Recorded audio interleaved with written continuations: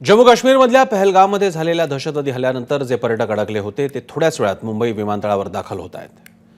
त्यांना आणण्यासाठी विशेष व्यवस्था करण्यात आली आहे। थोड्याच वेळात हे अडकलेले पर्यटक आता मुंबईत दाखल होतील।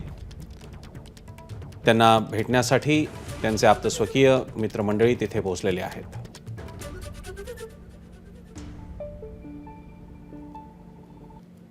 काश्मीरमध्ये अडकलेले हे पर्यटक आता मुंबईत दाखल होत आहेत।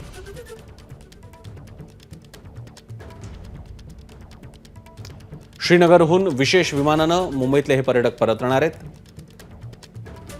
पर्यटनासाठी सुट्टी घालवण्यासाठी काश्मीरला गेलेले महाराष्ट्रातले देशभरातले पर्यटक त्यातले जे पहलगामला गेले होते त्यांच्यासाठी कालचा दिवस ही काळरात्र ठरली।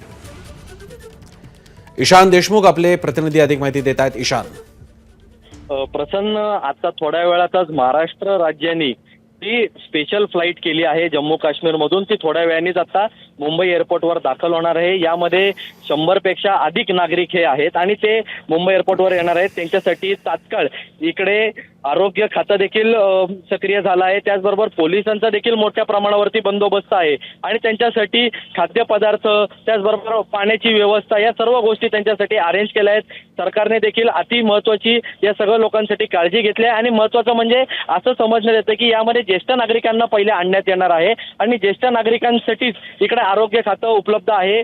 कमीत कमी 5 ते 10 ॲम्ब्युलन्स त्यांच्यासाठी ठेवल्या आहेत। कोणाला काही अत्यंत घाई असेल आरोग्य संदर्भात त्या ठिकाणी तुरंत उपलब्ध आहे सर्व गोष्टी आणि थोड्या वेळातच नागरिक हे इकडे उपस्थित होतील सगळे। प्रसन्न, धन्यवाद ईशान तुम्ही दिलेल्या माहितीबद्दल। एबीपी माझा, उघडा डोळे बघा नीट।